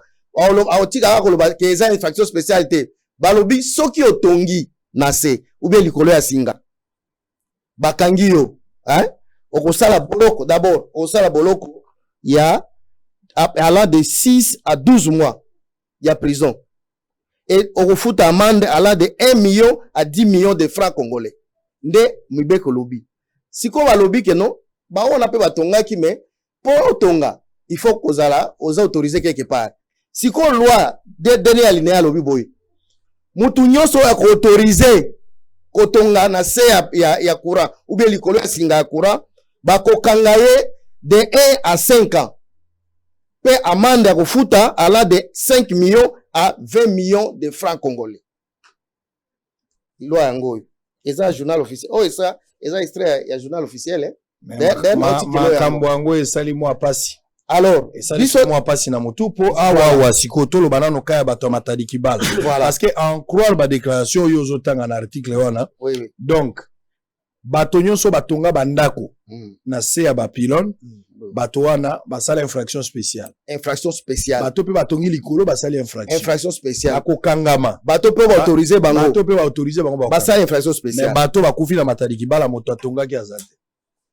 Bango bayaki wenze. Esenga na lobby ke batongi na lobby so landanga bien sango émission ayo eza très importante pour protéger vie na biso pour que quand matadi kibala ezonga lisusu te liwa ya bato ya matadi kibala liwa ya la responsabilité liwa ya bato ya matadi kibala loi oyo esozoka loi oyo epekisi non seulement kotonga meko entretenir toute activité na se ya ligne électrique et préciser pe 25 mètres au moins pylone ndenge za wana l'accès na loi wana maître ko expliquer pesa kaka ko expliquer biloko nona ndenge na to tanga ya nyonso za wana sango yo olinga ko olinga article boni 125 eza 125 komia na biloko no to uti nango na ndako no lobite na journal officiel na sala kula 125 nazo tanga voilà tanga yango atanga article 125 Otozo Tango Ezali, loi numéro 14/011 du 17 juin 2014 relative au secteur de l'électricité. Journal officiel de la République démocratique du Congo, cabinet du président de la République, Kinshasa, le 20 juin 2014.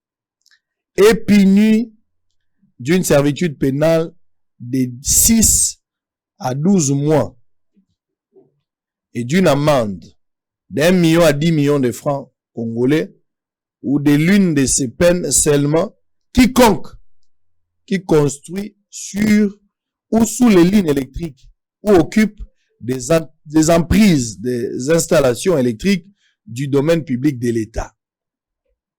La peine est de 1 à 5 ans et une amende de 5 millions à 20 millions de francs congolais pour ceux qui autorisent cette construction ou cette occupation. Je suis clair, d'accord avec toi. Très clair. Nandimi, nalinga le loba malamu, sikonga na lobi bato bayaki wenzi. Yango siko nazo loba boye. Makambo lobi wana ya occupation ya bato basali li place wana, balobeli makambo te bato bayaki wenzi. Yoka sikoyo. Yoka emprise, ozoka emprise wana. Loi na pe lobi na kotangi lo numéro wana. Nani article wana. C'est-à-dire à partir ya pylône, ozui 25 mètres na droite, 25 mètres na gauche, na kati wana nde emprise. Okoki kosala ata même ata activité mon côté kuna na se pour des raisons de sécurité parce qu'à tout moment tango likama yaka elobaka te donc sikoyo eza présent la pasi na motema nde nazoloba boye comparer ka situation wana ndeko comparer situation wana na muto oyo ondimi na yo oyebi na yo parce na okelo bateke bayebi lo wana te eza pe lo asnel te eza lo mboka Oti na est na lobaki na mona ki yango na TV oki wanga te na mona ki na est kuna na est bandeko bazui décision balobi ke epekisi ami kozwa minduki contre république bazui décision ya bango bazui minduki contre la république soki likama eye bakuta na FARDC bakuku batumsu bakufi na masasi est balobaki non mama Denise ya hôtel biso likambo c'est ça le problème. Bozui résolument la décision kotonga na se ya baligno wana maître tika français et biso comme na suka tika français maître nazo lukana yebawa voilà naza d'accord mobeko sengeli tote yango bato ngana moto ya mobeko sengena te ya bato kotonga na se ya haute tension kotonga likolo ya câble à courant infraction ezabino bato ko créer te mobeko nde lobi voilà na côté ya mobeko yo sans arrêt voilà mais na lingina tuna bato batonga déjà bongo oyo na l'église na bango na za l'église moso eza na bandala o kaka na prince câble leka likolo bato nyonso bazala ba situation wana parce que mobeko elobi ba okanga bango oui bakanga déjà nani ngana za réponse ouais ok bakanga déjà nani nakani si na ibandeli awa monsieur Boba bandoloba to snel azana na nani te na pouvoir judiciaire na maboko na ete aokipe ko se faire justice te eloko nyonso snel asalaka apporter plainte tala batoyo tala esika batongi epekisami par rapport ya mibeko tangela ba plainte obino bo portaki mais bauti koyebisa ok nga mo dende na bayebi bazomona nga TV ngai tokangisi secrétaire général urbanisme akende makala ti tokangi batu ya Petrocam o bauti otongana ni wana station wana likolo ya câble o eza na Sosimat ouais batona bazali makala ba fixer yango batika bango to sa ndeni tokendo zo su bango bozonga na boloko on leur a donné l'autorisation et puis bazalaka boye sango yoka bapesa bango autorisation akosala bato bokangisaki bapesi bango so autorisation bamwana bazosala mais station na yango nayebi yango eza na mais oyebi yango ezebe nazoluka modele ya kare na yo po jour mosusu natelemaka liboso ya Sosimat wana elonga nalobi te sango koleka te na 10 heures totya carburant naza makolo mikolo oyo nazoluka ata moto ça va alors biso ala yango tolobi boye ndenge nani gouvernement alobaki c'est-à-dire que nalobi que loi wana eza ya SNEL te eloko oyo esengi na congolais nyonso oyo aza lésé dans ses droits il faut que saisir justice. Et c'est ce qui a été fait. Et puis, na ebisio, en tant qu'avocat, et puis qui s'amène à commentaire sur un dossier judiciaire, mais je vous informe que dossier Matadi Kibala est en justice en pleine enquête. Donc, c'est-à-dire, na moment na zolo SNEL azali impliqué te na liwa ba to fala Matadi Kibala. SNEL aza ata responsabilité ni de près ni de loin. Ce que le big aza responsable, c'est-à-dire que au fongoli nzela ke moto ko buka mibeko et puis bongo ba kende koluka ba responsabilité.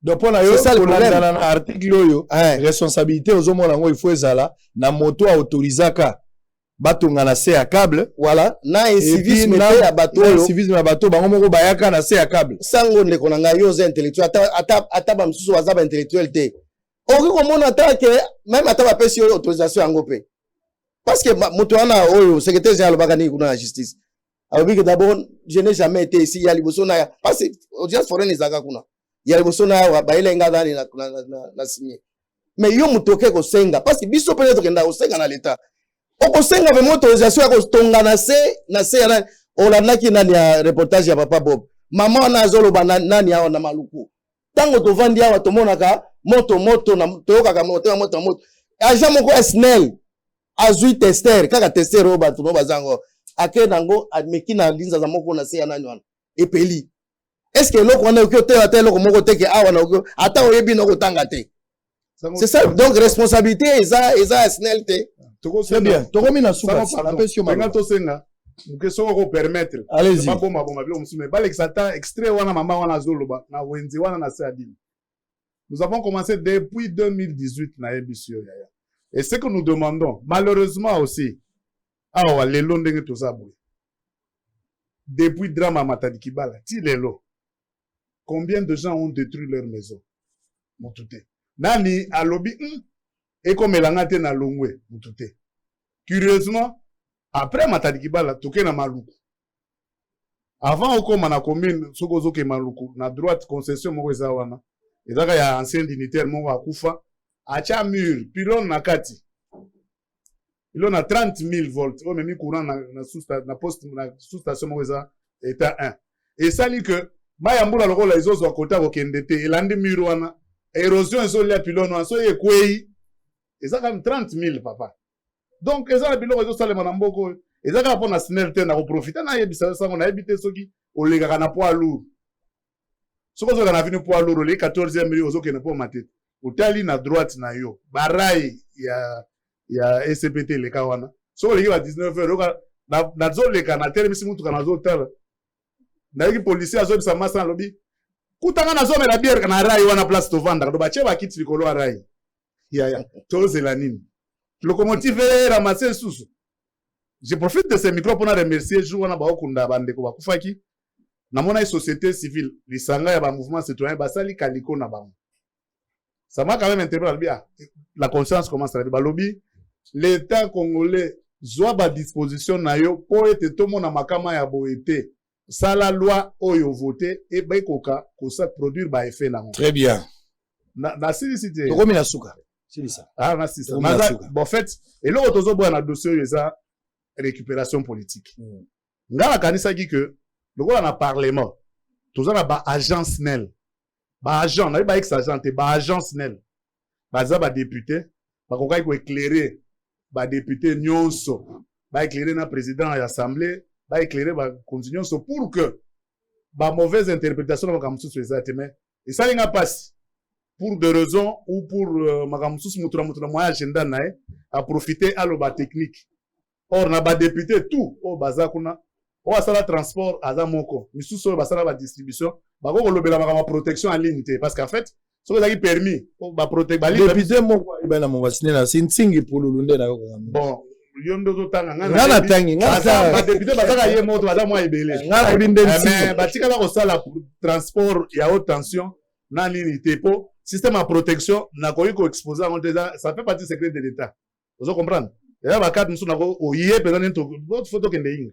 Okomona penza omoni makam to sali émission ozo la kisaba to lobi ngai sango ngai yo nazo loba boye na moni courant ndenge zo ya pardon. Bo sakana kanelo wana. Donc récupération politique des armes abe. Très bien. Maître Silisa. Bon, na lingena Silisa kaka pour la dernière fois qu'on a pesi au mbote, na pesi au merci mingi et puis désormais en tout cas snel nenge balobi. Biso to sepeli ke yo okota makambo ebele pour no sepelisa pour na ko protéger vie ya ba congolais. Na tikeli o loi oyo sango ndeko, na tikeli o loi oyo. Parce que biso ba congolais po dolinga ko vivre na exception. Po na nini kaka ngana yo tokenda kapoto. Esika nini osi okuta bato bavandi na se ya ba ligne électrique. Donc na kao ya Matadi Kibala bien que Eza très malheureux, mais il faut être à Bisso, il n'y a pas d'alternative. Très bien. Alternative, il faut évacuer tout le monde au bazar à CA. Il y a ceux qui sont pénalement responsables. Tous se sont pénalement responsables. Nani église il y a président de l'assemblée. Eza wana assemblée provinciale. Na bandale wana église wana eza la CA. Église à pasteur Godé. Il y a Godé pour eza la CA otie nani tester. Maman Zangane Ekopela. Ah! Président de l'Assemblée provinciale. Oui. Ndakone za la CNN. Ndakute église na yo za la bandale awana. Église na baka ya wana. Oui, abaka ya. Oui, abaka ya. Kende me oza kamera. Mais to kende to sala tour na yo. Bote likambote. Bisanga na nzela mabondeli. Bala nga ya basi ya bosolo ya basi la. Tala tanga bi papa tu nous as oublié. Micheline Nzinga, mwana ngai bonne fête na lingi yo mingi. Irma. Yebisa Hervé atika yo za journée ba mama. Yebisa atika yo. Grâce Kenyeru ndeka banyakeru. Bonne fête na yo. Pourquoi peut s'appeler moi sinon bonne fête Merci beaucoup ça. Moi ça célibataire. Biso le peut to tchana monter mangana maman Véro Kilumba. OK. Place azali zo sala musala bonne fête na moi oyo mama. Très bien. Continuez à ça nengo sala. Très bien. Yo pozala. Oui, ngape fona pesa nani pa molonga inangai mama Thérèse Kakasi. Bonne fête c'est uzali na bana ngai ya basi. Grâce na Marina. Très bien. En tout cas bonne fête tous ensemble. Na lobi le 8 mars ezali fête ya bana basi. Eza conscience moi na bango to kopesa bango lokumu ba PDT. Ba PD bazana sikate to kolobate. Bon, basi en général, moto na moto ebi nani ya kopesa lukwande kwa tangi kombo ya mama, ipe atangi mama, na ipe atanga ki mama, de tisa chiba somo tombo, muka jumwe mpako sela, mwa ban. Otangi kombo mwasi boyo kibi. Okotanga kombo ya visi te po yebi okosuka wapi. Très bien. Alors on a fini, ça est fini. Maman Beki Lusanga. Voici un pasteur acheté. Bonne fête à vous. Bonne fête également. Maman Fefe Lifoko. Bonne fête na moi si apprécié Mouyoko. Précieux Mouyoko pe azala moi si na maman Naomi Mouyoko. La précieux pe bonne fête. Moi si à Hervé Kaimba ou Tipe Kobota. Hein? Bonne fête na bino no so maman. Na lingi bino mingi. Alors on va se retrouver d'un moment à l'autre. Sango azaka sango oni misa ndenge sili boyoki batasne na o sango lokola to batiko travailler sango ba mesaka na ete les journalistes n'a pas d'amis toko solo la toko bana kotambola bolakisi makambo na zambala mais papa soki bato bazwina no courante okozwa mbodi awa te wana za problème misa esili on va se retrouver prochain.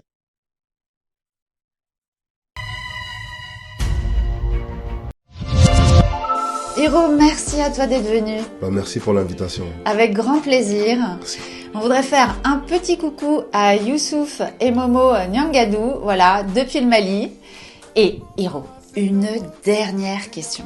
Comment tu fais pour avoir cette énergie avec tous les concerts que tu enchaînes, les avions, les répétitions, les studios? Quel est ton secret? Voilà mon secret. Doublez vos limites avec Double 7. Faites le plein d'énergie grâce à la gamme de boissons énergisantes Double 7. Composée d'une sélection d'ingrédients riches en vitamines pour un goût unique et un max de plaisir à chaque gorgée. Augmentez votre énergie et retrouvez toute la force et la vitalité nécessaires pour affronter efficacement tous vos défis du quotidien. Double 7, c'est la boisson irrésistible que tout le monde désire et que tout le monde veut goûter, mais... Ah non, c'est ma Double 7. Ah non! Découvrez vite les nouvelles saveurs Double 7 Light et Double 7 Cola partout au Mali.